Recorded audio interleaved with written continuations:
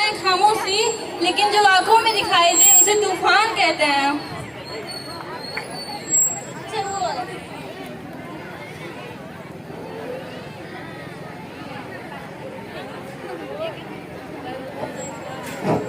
हम अपनी जान के दुश्मन को अपनी जान कहते हैं। हम अपनी जान के दुश्मन को अपनी जान कहते हैं। मोहब्बत की सी मिट्टी को तो हिंदुस्तान कहते हैं। जो ये दीवार पे सुराख है साहब, जो ये दीवार पे सुराख है, ये चाइना अमेरिका चीन साजिशों का एक हिस्सा है, मगर हम तो इसे अपने घर का रोशनदान कहते हैं। परम सम्मानीय निर्णायक मंडलीय सदस्यों, सभा में उपस्थित सभी गणमान्य व्यक्ति, मैं श्रेयांशी यादव देशभक्त और राष्ट्र निर्माण के उपलक्ष्य में अपने कुछ विचारों को आपके सामने प्रस्तुत करना चाहती हूँ। अगर कोई गलती हो तो क्षमा कीजिएगा।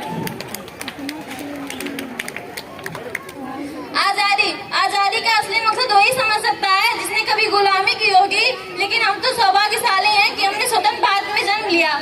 यूं तो आजादी की लौ 1857 में ही जल चुकी थी, जो और साल बनकर सन 1947 में हमारे देश को आजाद करवाई। प्राचीन मध्यकालीन ओटमान भारत के उदाहरण से स्पष्ट करना चाहूंगी कि जब हम फिरंगियों के फेरे में फंस गए थे तो रंग दे बसंती चोला की एक आवाज पर टोले के टोले उमड़ाते थे। लोग मर जाते थे, मिट जाते थे, फांसी चढ़ने को तैयार हो जाते थे, क्योंकि ये उस वक्त देशभक्ति की कसौटी थी।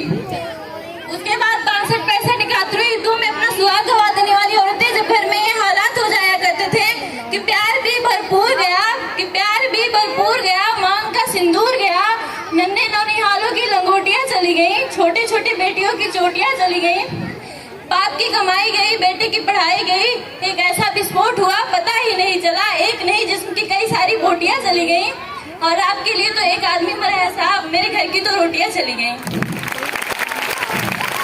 महोदय, ये तो उस वक्त फट गया जब बूढ़ी माँ अपने बेटे के चिथड़े को देखकर बोली कि साहब, भर्ती में तो आप 1 इंच भी कम नहीं लेते, तो फिर मैं आधी शरीर कैसे ले लूं। हमारा देश आज भी महिला सुरक्षा में चौथे स्थान पर आता है, क्योंकि हम एक ऐसे समाज में रहते हैं जहां हमें लड़कों से बात करता देख हमारे भाई हमें अड़काते हैं, और वही भाई अपनी गर्लफ्रेंड के किस्से हमें घर पे हंस हंस के सुनाते हैं। मजदूर को मजबूर न समझिए, उसे दान न देकर काम दीजिए, और अगर दान देने के इतने इच्छुक हैं तो जीते जी रक्त दान दीजिए, और अपने अंतिम समय में अपने अंगों का दान देकर मरते हुए को जीवन दान दीजिए।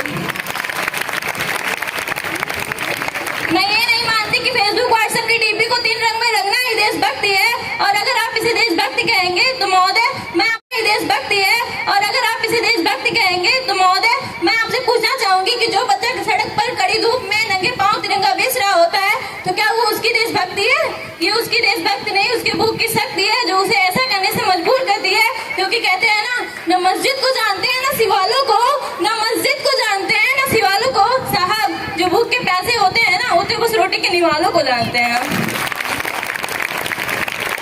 न सरकार मेरी है न रब मेरा है, न सरकार मेरी है न रब मेरा है, और ना ही बहुत बड़ा नाम मेरा है, बस इतनी सी बात का गुरूर है मुझको कि हिंदुस्तान